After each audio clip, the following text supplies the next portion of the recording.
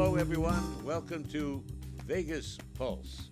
Stories from the back of the house. I'm your host, Ron Garrett. And right now we have another great guest to discuss basically things that go on in Las Vegas. Let me introduce you to Mr. Frankie Munoz. He's a band leader, a producer, a director, a singer. You dance, Frankie? I do that too. You do a little soft shoe, maybe? Hard too. The hard shoe. Soft and hard. The hard shoe. Well, growing up as a kid, I'm pretty sure there's a lot of hard shoes around in those days. Where'd you grow up at, Frankie? I came where all the stars came from, the Bronx. Why is that? What's going on in the 'Cause we Bronx? had Is it in nothing the else- water there or what? We had nothing else to do but practice our talent. Yeah. You know, either if you wasn't into basketball, you had to be into something else. And I was into the music scene since elementary school. I was in orchestras, trumpets, drums, learned all the instruments. I was declared a musical genius. And as a young age, I was introduced to Johnny Mathis, and I fell in love with his voice. And I was the type of kid that can do any voice. But Johnny was a unique voice, and it took me a long time to get. And I wanted to become a tribute artist of his. So in my teens, went to my 20s and 30s, I was singing Johnny's music for a long time, not as long as he has. And I come a long way. I started out with tracks, and then I started out with bands, and then recent 2 years I moved up to orchestra. So we're getting somewhere. When did you move to Las Vegas? I'm sorry. I moved to Las Vegas in 1996. I came here. 96, so you've been here almost 30 years. I came here to produce my show. Where were you coming from before you got here? Well, originally from New York, and then The Bronx, but stayed in California for a little bit, and then I came here to produce my show. And my first what show show was was that? at the Aladdin, Oh. 1996. We did our first show with showgirls. We didn't have the big band yet. what was it called? Tribute to Majestic Voices. Mm-hmm.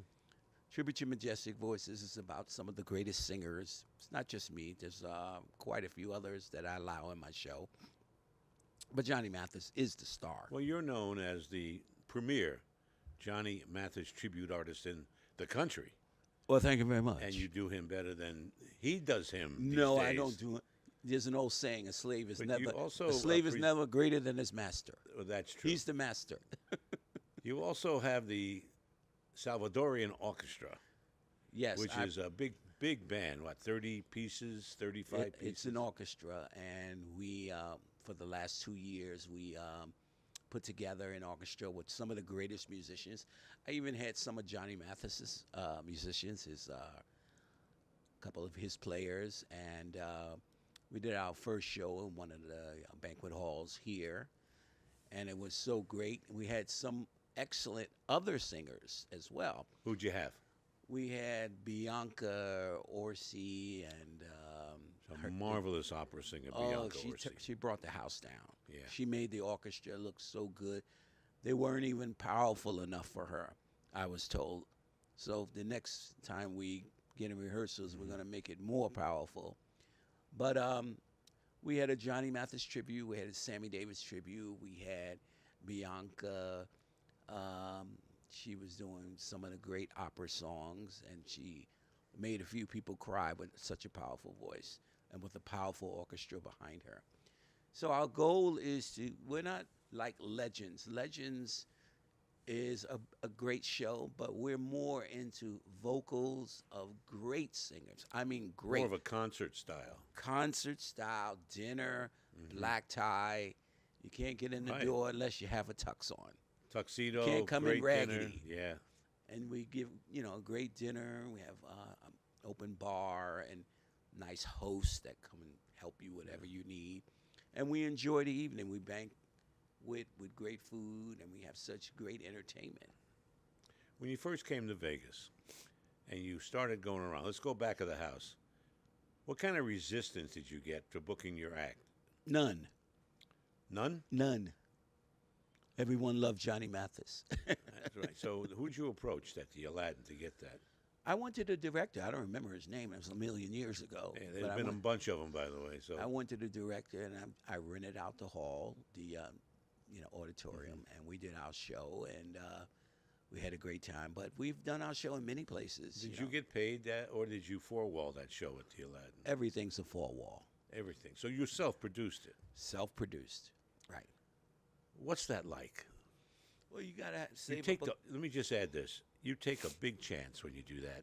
Not only are you responsible to pay everybody, but people need to make money. Four Walls now is very much part of the Vegas scene. Personally, when I was the entertainment director of several properties, last being the Sahara, I didn't want it. I wanted to pay my acts. Therefore, I could tell them what to do. If they four-wall, or give them advice, if they four-wall, it's their show. So you four-walled at the Aladdin back in 1996.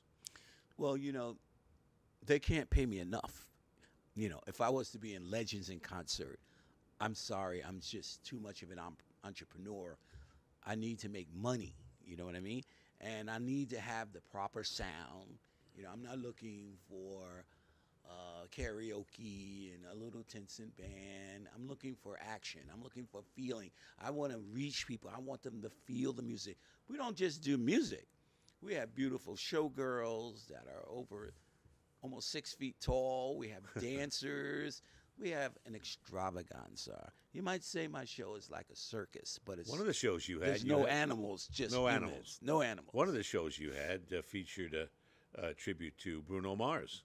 We had Bruno Mars. We have a lot of different people. We have Bruno Mars, great opera singers, and more. And we're going to be doing lots of different stars and so forth. Now, these are not just 10-cent singers. These are the best of the singers, just as good as the artists. When you do Johnny Mathis, you got to sound like Johnny Mathis. It takes years to do it. It doesn't happen overnight. And the payoff is you get to reach people. I had one lady, I did a show, and I did a Johnny Mathis song. It was a very emotional song. And she was on her way out. She was dying. And she didn't want to let go. But when she heard me sing, a week later, her son told me she let go of life. And she told her son to thank me, and I released her from her pain. So I like to touch people's hearts. I like to, if they have to cry, cry, let it out.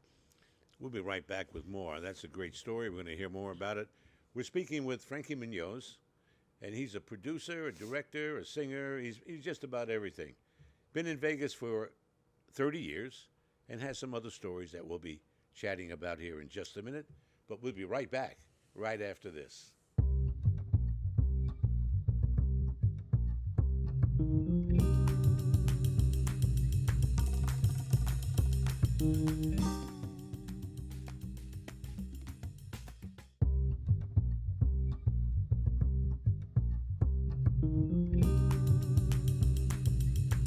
And we're back on Vegas Pulse, stories from back of the house. I'm your host, Ron Garrett, and with me is Frankie Munoz, a very accomplished entertainer here in Las Vegas. And we're talking about four-walling and your history. Have you always four-walled?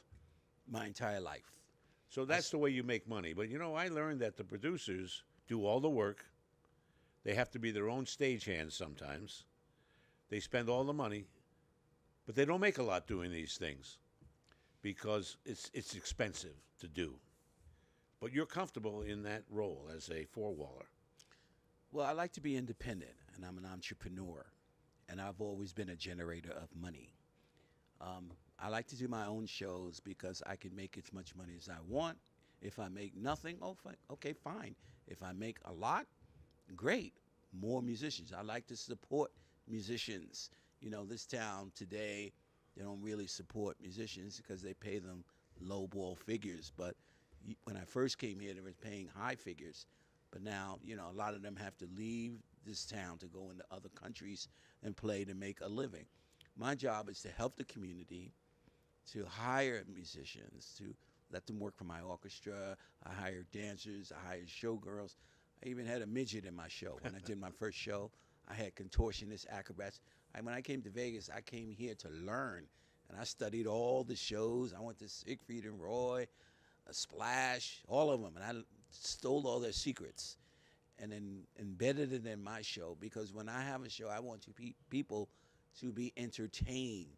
I want them to feel something, not just come to a place where they're just playing music and that's it. You can go anywhere for that.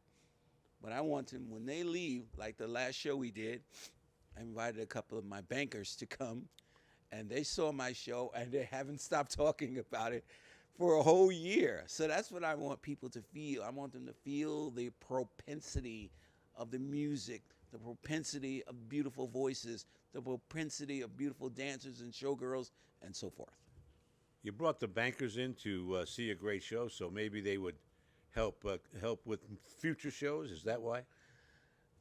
You brought never in the know. money guys, I brought in the money. Well, and they loved it. I brought in the employees of my bank, and I brought in a lot of people, and they loved the show. They loved it. And the last show we did with the Bruno Mars tribute act, Right. we had great reviews. Everyone was saying, "Oh my God, it's a beautiful show. It should be on the Strip," and that's what we're striving more to build up dollars so that we can. It's expensive. It's very expensive to rent an orchestra, musicians. It's very expensive to pay showgirls. Let me ask you that question. It's a great payoff. Let me ask you that question without revealing any secrets. What do musicians get paid these days? Let's say you're high. I don't want you to reveal any secrets, but this is the back of the house stuff. What do they get paid? What are they being paid? Well, I like to be a drummer or a guitar player or a bass player. I pay them all the same. I like to be reasonable with them, and I just come out with a figure, and I'll say, well, everybody, you have 200 for 200 an hour a show? and 15 minutes. Yeah. And that's I don't know what the union scale is, but everybody was happy. Probably no one more. beat me up. Okay, everybody. I Well, paid those them. days of getting beat up by the union people are over. There may be a remnant here and there, but basically over. No, you have to take care of your musicians because musicians talk. And if you don't take care of them, you can, develop a bad name. So you want to have a good name with your musicians, and you pay them, reasonable. A reasonable and they're amount, yeah. happy. You feed them. You tell them you love them. I had some great musicians. I loved my trombone player, French horns. I like to hear these things in music. In Johnny Mathis's music, he's not just a love song singer. He's an action singer. You have to hear some of his action songs. Begin, They Begin, Brazil. These songs are like powerful with all types of interesting music and instruments. And you dance to it and you feel alive, What's your favorite Johnny Mathis, besides Misty, which everybody loves? Well, that's his. Which one do you like Well, to that's do? Johnny's signature song. Yes, it is. And guess what? That's your favorite? It's my signature song. Can you give us a little bit? I'm not gonna do any All right, singing all right. on the. I met Johnny. Well, yes, I'm just forewalling. I got you. Here's $2. I met Johnny Just kidding. about 10 years ago, personally, and I was so excited. I've seen all his shows in New Jersey, and finally I saw some of them here in Vegas, and he was a little younger, about 15 years younger, and he was such a gentleman, and he gave me his great personal autograph, and I was just so elated, and I felt like I've accomplished something just touching his hand and shaking hands and giving a hug. He's definitely an icon. He's one of the greatest men in my whole life.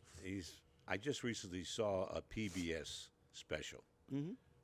with Johnny Mathis. It looked like it was maybe 1 or 2 years ago, but he still has it. It was great. I couldn't take my eyes off the entire show.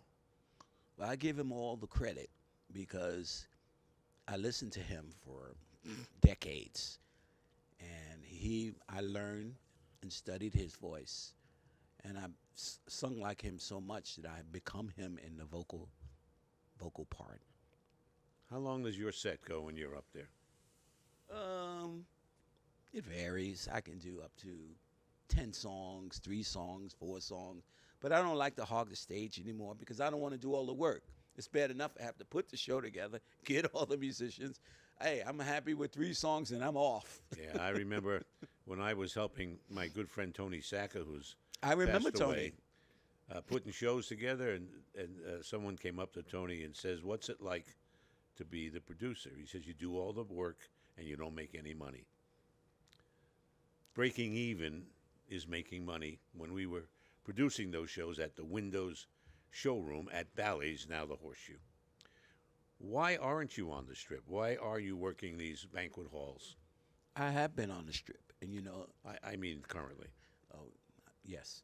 Well, it's very expensive to go on the Strip. Yes, it is. It's not. All the celebrities have moved in now, and it's very hard to get those rooms.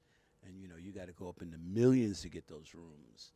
So I'm happy for what I can get, and I'm happy to help my community, and I'm happy to make people happy. I love feeding them and watching them mix and mingle, dance, smile.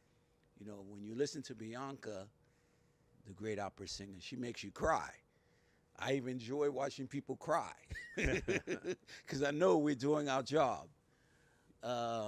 That's correct. You're looking very dapper Well, today. thank you very much. We're going to come back here in just a minute and discuss who your stylist is. I'm sure it's you, without a doubt. We'll be right back with more here on Vegas Pulse, stories from back of the stage with me, Ron Garrett, and our guest, Frankie Munoz. Be right back.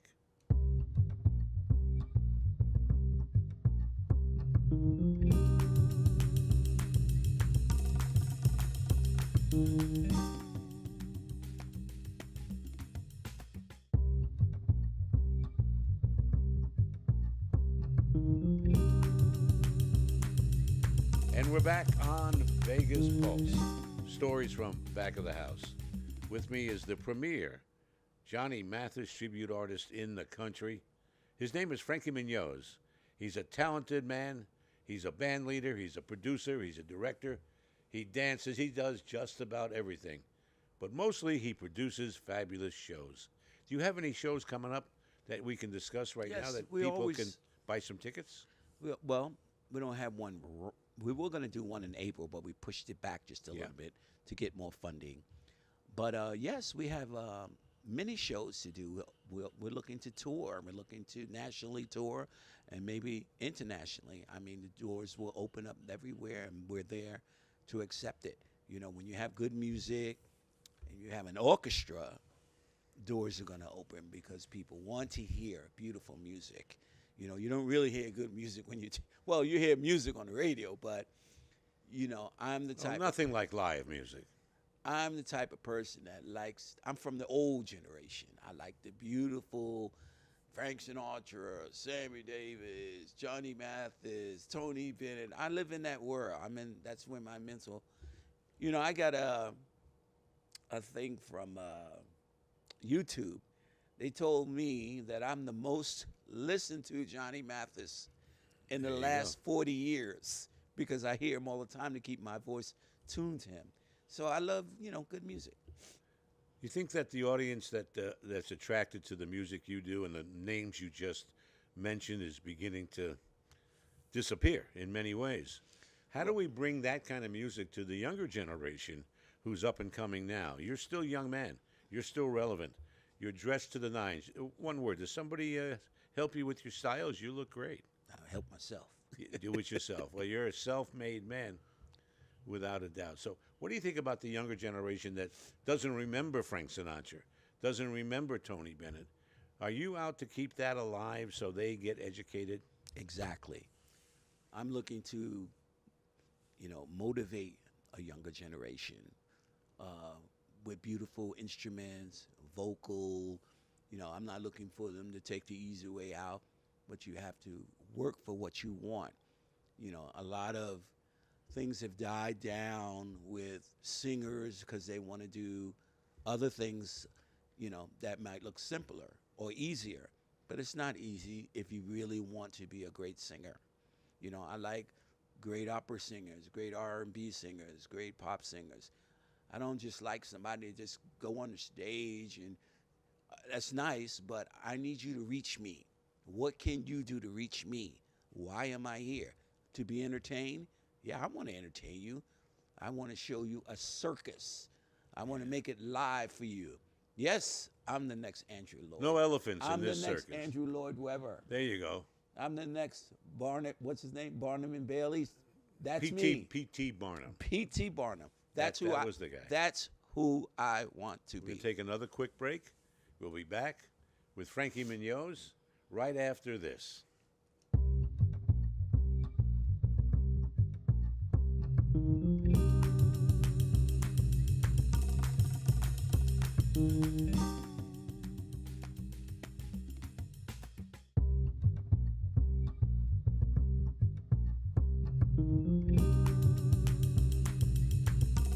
We're back on Vegas Pulse Stories. Vegas Pulse Stories from back of the house. I have a lot of back of the house stories. When I was at the Sahara as the marketing director and the entertainment director, every day I take a walk through the kitchen, to the loading dock, to the receiving area, and say hello to everybody, to the housekeeping department, and make sure that they saw me on a regular basis. Somebody was running the joint. A lot of the casinos today are not like that. What are your experiences dealing with the casinos? I don't really, unless I want to rent some space for them, I don't really That's deal about with it. them. I mean, there's lots of beautiful banquet halls here. You don't really, I mean, it's too expensive to go into a casino So you today. go get a banquet hall. Yeah. You rent it, just like you were going to be a wedding. Yes. And, of course, that's fair prices. They're not as expensive as trying to four-wall the Venetian, which would cost you $12,000 just for the stagehands. That's right. A very strong union there, the You IATSE can get a union. reasonable banquet hall for a few thousand. Couple of thousand. Well, the last one we had was over 15,000. But You we pick got nice places. this place you would want to die Beautiful. in. It was beyond beautiful, and everyone enjoyed it. It was expensive. It was over $15,000. Oh. But it included dinner and the whole shebang, everything. People serving you. It was just So it's a catered dinner. I mean, the Catered banquet din- hall, catered they do that as dinner. part of their service. Yeah, and we had a beautiful stage and beautiful music, beautiful entertainers, and you will never forget it. Real quick, with a minute left to go, what's your future? My future is to unite my community, to get the community to support the musicians so that they don't have to leave the country. We want to hire them, we want to put them in our orchestra, we want to tour with them, and we want to keep motivating them. We want to motivate the younger generation to become great musicians and other things. We encourage great dancers, great showgirls. We want to entertain you. That's what we want to do. We want you to feel the propensity of our entertainment, so you will never forget it. You have a great story, Frankie. I'm glad you came on the show today. We appreciate it. We could do so much more. Just on your shirt, we could do a half hour, and your hat. But every time I see you, you look dressed to the nines. You're a dapper gentleman. You're very smart. I wish you the best of luck in everything you do, and I want to invite you back for another one-on-one on Vegas Pulse, stories from back of the stage, right here on Hey Vegas TV. Thank you all for watching, and we'll see you next time.